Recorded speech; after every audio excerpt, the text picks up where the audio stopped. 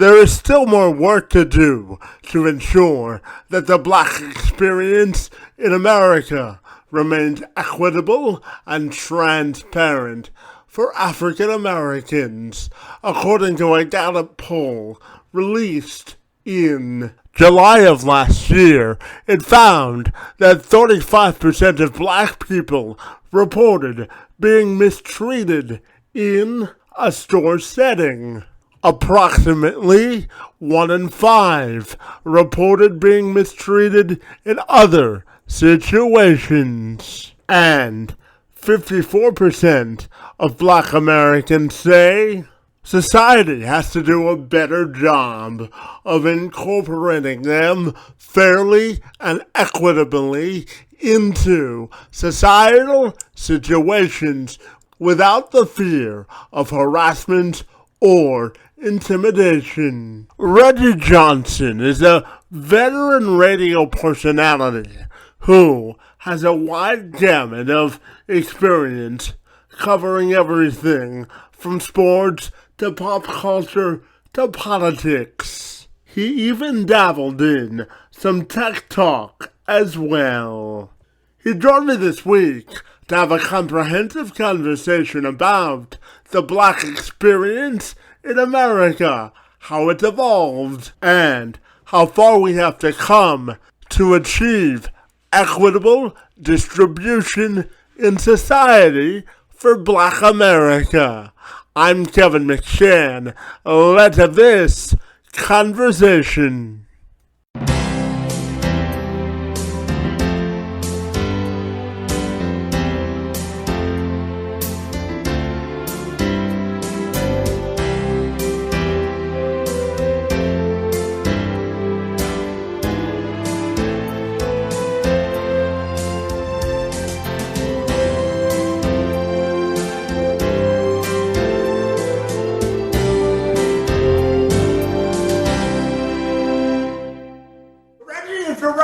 I'll take a moment to welcome you to the program, buddy, and I'm excited to talk to you about the intersection of Black experience in America and sports today, buddy. Great to see you, and thank you so very much for being here. Not a problem at all, my friend. Absolutely. So, Reggie, tell me, when you look at the status of the Black experience for Black people in America, both famous and non-famous, how would you characterize it today? I would characterize it as progression, but further to go. When you look back at what our predecessors went through, some of the things that they went through, some of the oppression that they experienced, it's still experienced in a way, but I feel like we've progressed a little bit. You know, I can't say that we've gotten there yet, and I'm not sure if there is such a thing as kind of like beating the game, so to speak, where you just feel like you've just gotten there and everything is all roses now. So I feel like the Black experience is better than it used to be, but more to go for sure. Yeah, absolutely. And when we look at American pop culture and its influence on Black America, how would you characterize that as well? I would say that it's a pop culture tends to show a version of Black America. It doesn't necessarily show all of Black America. So when you're looking at some of the other cultures and how they're portrayed in pop culture, you can get the good, the bad, the ugly, the in-between. You get a lot of different aspects of those cultures. A majority cultures. I can't say that Asian culture or Latin culture doesn't go through the same kind of discrimination. But when you get Black culture, it tends to be a guy who maybe he came from the hood. There's no middle class Black people whatsoever. That, you know, they all come from lower class, you know, fighting their way out type situations. And I feel like that is an aspect of the Black culture, but it's not the entirety of Black culture. And I feel like the media plays up that aspect of Black culture more than just kind of like the middle class aspect. Yeah, since you brought it up, I'll follow up with what role do you think the media plays in the portrayal of Black America today? I don't know what role. I feel like the media kind of mirrors society in a sense of what society will take. If you have whatever's getting the most ratings is what media tends to be about. I don't really look at media as a moral situation, more so than a trying to get ratings situation. So the media is going to be a reflection of what people are watching. You know, if they're showing Black greatness all the time and nobody's watching it, then they're not going to show it. If they're showing Black poverty all the time and people are tuning into it, it's going to be what people show. So I don't know if the media plays a part, but I believe that people themselves who are consuming this media play a part as well. And Reggie, I'm curious to ask you about the influence of African American athletes and the responsibility you think they have to contribute to the progress when we talk about Black America and Black culture. As far as Black people themselves? Yeah, in terms of the platform and using the platforms that athletes have to further the conversation of progress for Black people. I'm in between on that, Kevin. You know, I think that a lot of people, when they tune into sports, are looking for an escape from reality, so to speak. So you want to have, if I'm watching a basketball game or a football game, I might be watching that 2 to 3 hour program to escape from the politics and all the other crazy stuff that's going on outside of the world. But at the same time, athletes are human beings. So I believe that they're going to speak out about things they feel like are on their mind. And I think they have the right to do so. So I'm kind of like in between. I see both sides of that, Kev, in the sense of, I don't know if athletes have a real responsibility. If they want to speak out about it, they should. I don't think they should be muzzled, so to speak. But I don't think that at the same time, I get it when people just don't want to hear a lot of politics in their football, basketball, or other programming, and it might be watching to escape that. Yeah, but I also think it's important for them to speak out to create social change in America. Do you agree with that? I do. I think that that's because a lot of them really feel that way. You know, it's genuine. It's authentic. It's not like something they're just saying just to say it. I think that a lot of them actually feel that way, and I think they should be able to use their platform to shed light on these matters if they choose to do so. Absolutely.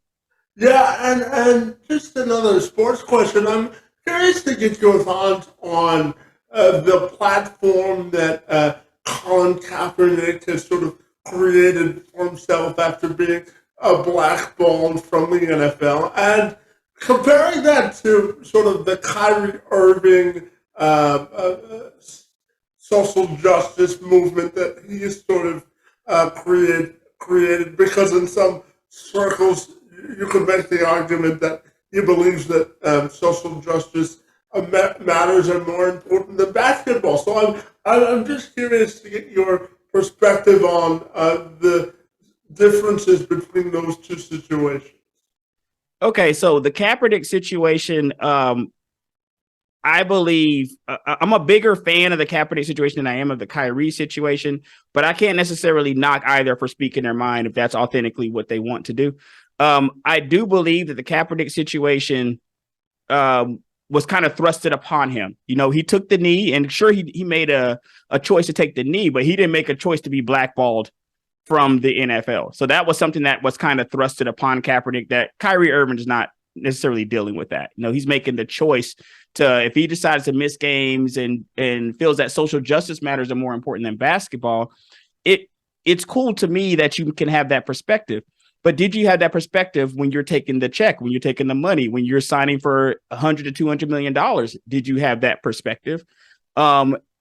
So I look at them a little bit differently, because if we're just thinking about on just general life, Kevin, of course, social justice matters are more importantly than basketball or football. Like, of course, it's a no brainer in my opinion. You know, and I feel like that's something that Kyrie would have known before he ever even got into basketball.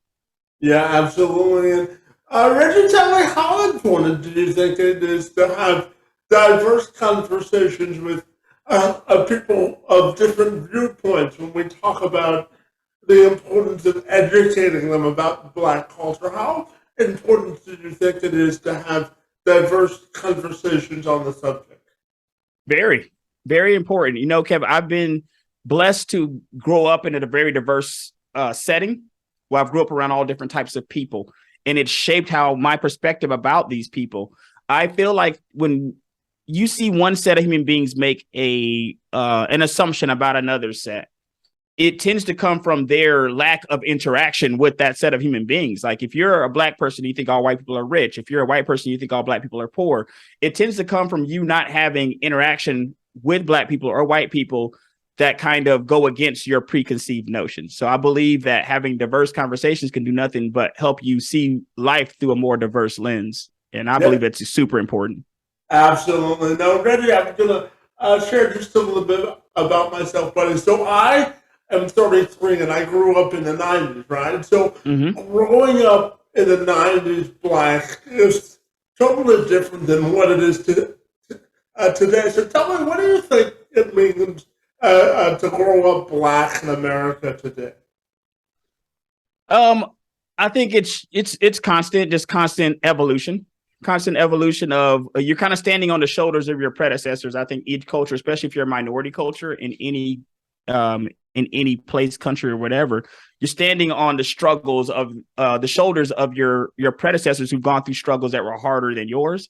So I believe that every culture or every generation, I should say, kind of has a responsibility to make it better for people that are coming behind them in the culture. You know what I mean? So I believe that the things that we fight for today, the equality that we try to fight for, whether it's through marches, whether it's through donations, or or whether you're donating money or time, then I feel like you are. I feel like you're doing your job, making it a little bit easier for the other people in the culture that are coming up behind us. And then if they do the same thing, it'll be easier for the ones coming up after them, Yeah, absolutely. And Reggie, how do you define equity for black people in America today?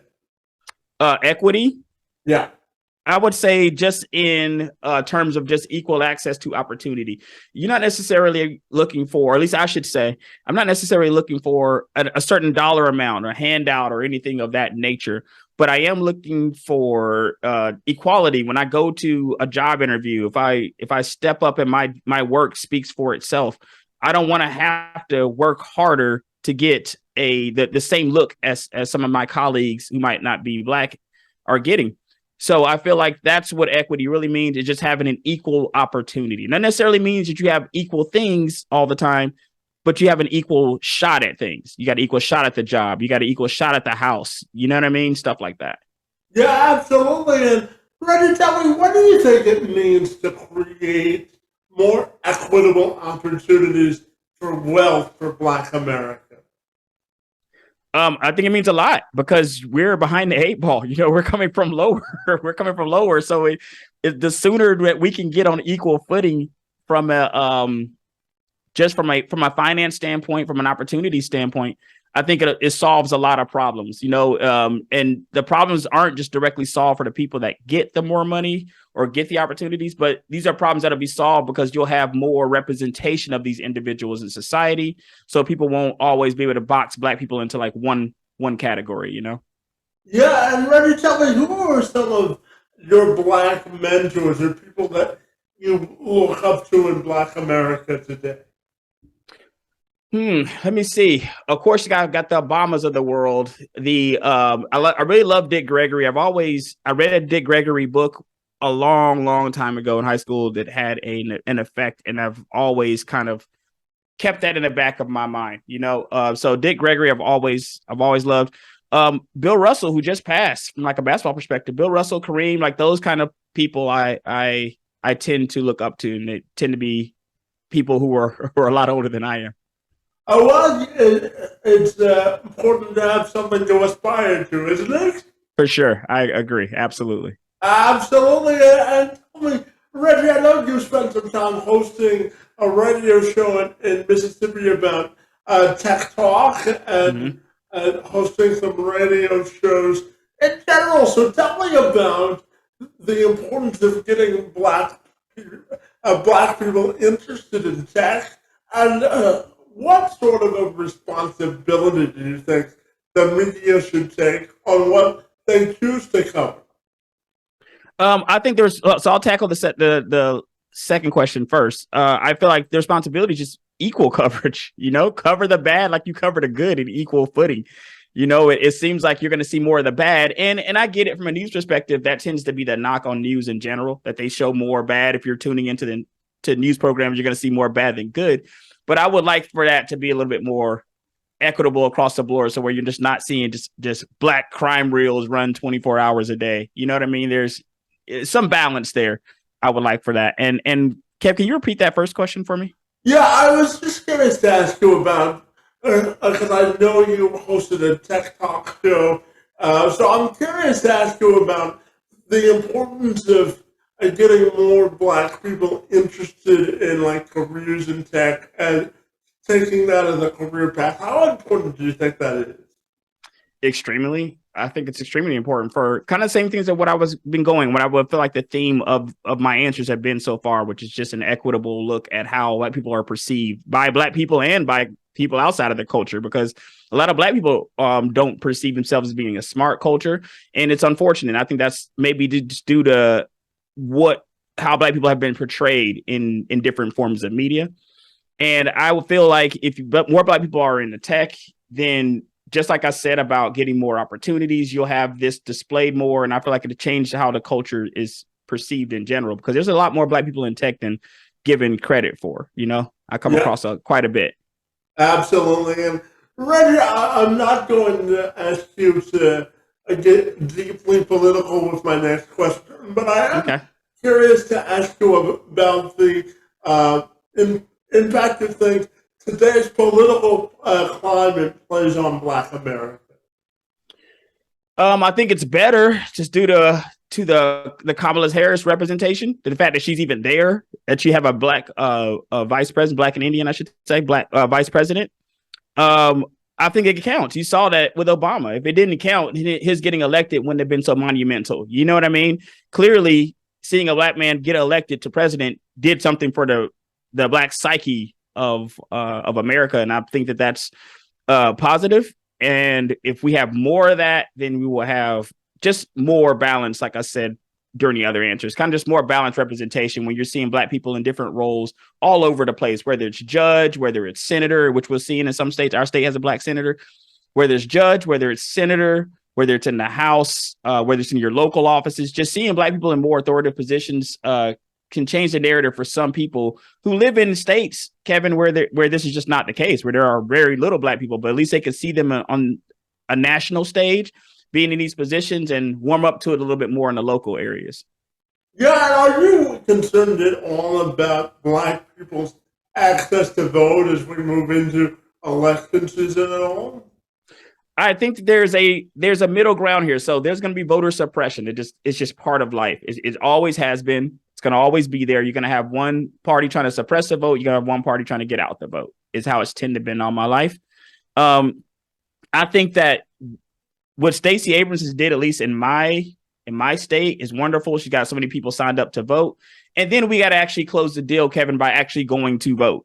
So I have a lot of my friends, only about half of them vote. There's nothing really stopping the other half from voting. They just don't go vote. You know what I mean? So I believe that's a split responsibility on taking that one day to vote, voting in your midterms. Don't just wait every 4 years, vote every 2 years if you can. And just be aware that the suppression tactics are going to be there. And I don't think they're ever going anywhere. Yeah, and to that point, I think a couple of years ago, LeBron said it was hard or tough being black in America. Is there a part of that sentiment that you would agree with, or how would you take that statement? I felt it was a bit overdone because I didn't like the statement the same way that Donald Trump made a statement, and I'm going to paraphrase here, about black people not being able to go out their house without being shot at. He had made some crazy statement or like that to make it seem like you just can't leave your house without a bulletproof vest if you're black. And I believe the same thing when LeBron said. I believe it was a bit of an overstatement, but I got the feeling, I got the sentiment behind what he was trying to convey there, Kev. So I believe the sentiment is important for what he's trying to convey, but I just don't like I felt like the actual statement itself was a little bit overdone.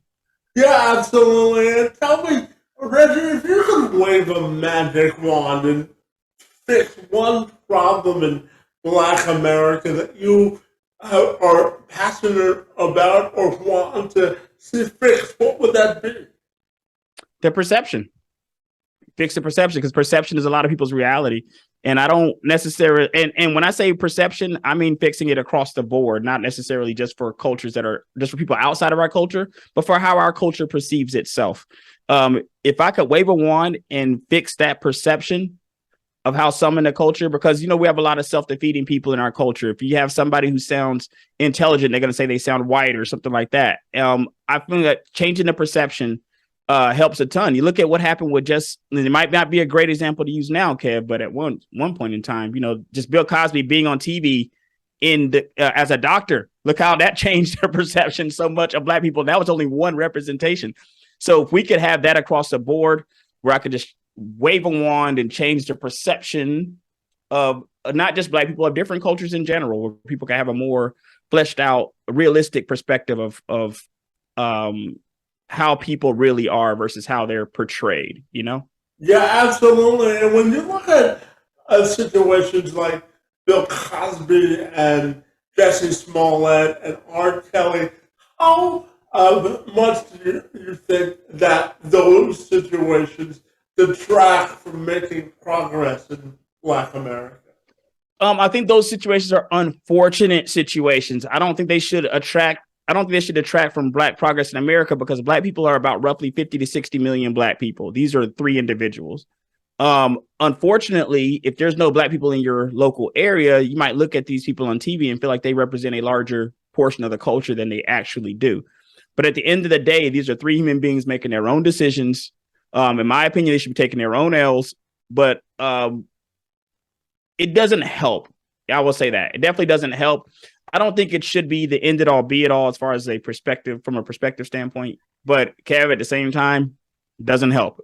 Yeah, absolutely. And you know, when you look at the gun culture in America, sometimes it's primarily targeted towards Black America. And how do you think we can get people more engaged in sort of leaving the guns at home and sort of using their words to communicate their problems and difficulties? How important do I feel it is? Yeah, how important do you think it is that we reverse the trend of gun violence and its interconnection to Black America? Very, very important, because that also goes to the perception. It doesn't help if you can log on to YouTube and see millions of videos of Black people shooting up YouTube or, you know, having guns all the time. If that's your only perception of Black people and that's all you see, there's no shortage of that content for you to consume. So I do feel like we would help ourselves by having less gun violence. You know, also the fact that hip hop is just so super popular around the world that can be some other people's only introduction to Black culture at all, and feel like that's the entirety of Black culture, maybe what they hear in this hip hop song or whatnot. So I believe it's extremely important. If we can get to a place where we can even get 50%, like we don't even need the whole 100%, just get the 50% of people changing that, then I think that would be a massive help. I don't know if we ever eliminate it though altogether. Yeah, it's a work in progress, isn't it? It is constant. Yeah, absolutely. And Reggie, tell me, what brings you the most hope when we talk about the future of Black America and the progress that we've made? I get it every day through articles, through people who are being the first, through pioneers we have people still that are, whether it's women or Black, that are still pioneering in different areas, whether it's corporate America, whether it's STEM, science, technology, math areas, where you have younger Black graduates and stuff like that. I feel like I see stuff like that every day. And being in Atlanta, I'm kind of jaded, Kev, because I see Black excellence every day in Atlanta. Like you in Atlanta, it's not strange to see Black affluence in Atlanta. So I've been exposed to that a lot, and I wish there was more of that people can be exposed to. But I get hope every day just from like normal everyday citizens that are kind of pioneering, blazing trails in different areas in American life. Yeah, and I wanted to ask you just one more sports question about this situation with Brittany Griner and the whole reason she was over there and pay equality for women in sports, and just your overall opinion on the Griner situation as a whole? Unfortunate. It's unfortunate. And you can argue that if this had happened pre-Russia invasion into Ukraine, this is a very different story that we're having right now. Unfortunately, she's going to be made an example of. They're going to try, but all of that, I base that more versus like who she is on on what time and period on what period of time she got arrested, more so versus like the fact that she's Brittany Griner. That if she got arrested 2 years ago, let's say 2020, I don't think we're going through the same hoops, Kevin, that we are going through now with the Ukraine invasion. Russia can use her as a negotiable trade piece for maybe something they're looking to get themselves from the United States. And I don't think that being black and female helps. I'll tell you that it doesn't help the situation at all. But I definitely think that she wouldn't be going through the same thing if Russia wasn't in a war with Ukraine and U.S. hadn't reacted, the way they did. Yeah, and absolutely. Tell me about pay equality for women in sports as well. I think pay equality is important. One of the biggest uphill battles that women in sports are going to have, Kevin, is attendance. If you have a women's basketball game, and I'm just going to throw out arbitrary numbers. If you have a women's basketball game, and let's say the stadium seats 20,000 people, and 10,000 show up to the women's basketball game, and maybe 1 million people watch it on TV. But then you have the men's basketball game, 18,000 show up to the men's basketball game, and 5 million watch it on TV. There's more money in the pot to go around. Now, I felt like this was very different for women's soccer because women's soccer was on par with men's soccer from a U.S. From a popularity standpoint. So I think a little bit differently about that. But some of the other leagues, if your attendance isn't as high, if your television money isn't as high, you just have less money in the pot to go around. Yeah, absolutely. And Reggie, tell me, my final question for you this afternoon has to do with your own individual and personal legacy and how you want that to be defined. If anything, I would want it to be just further education. I want education and diversity of thought and human beings in your life, just because that's rewarded my life so tremendously with how my perception is of other human beings, is because I've been around a lot of different ones. So, anything that I can give from a charity standpoint, from a time standpoint, to causes that further people's understanding of other cultures and kind of levels the playing field from an education standpoint, like getting a lot of education is behind a paywall in this country. So anything that kind of levels the playing field for education and technology, as well as diversity, is kind of the legacy I would like to leave. Yeah, fantastic. And tell me, finally, if people want to get connected with you, buddy, what's the best way they can do that? Well, you can hit that show up, Reg and ATL. Same email, rtjnatl@gmail.com. Hit me up there. We're also under the same handles on Instagram and Twitter as well, although I haven't been on Twitter in like a million years. So if they hit me up there, who knows when I'll actually see that. Well, sometimes the social media detox isn't a bad thing, right? Oh, right. Absolutely. And Reggie, I really want to thank you for having a comprehensive conversation about the Black experience in America. Your expertise and opinions on the matter are most appreciated. And I want to thank you for engaging in conversation with me, buddy. It's most appreciated. Anytime, Kev. This has been very, very straightforward. You're very polished and together. I appreciate you having me on. Thank you, my friend.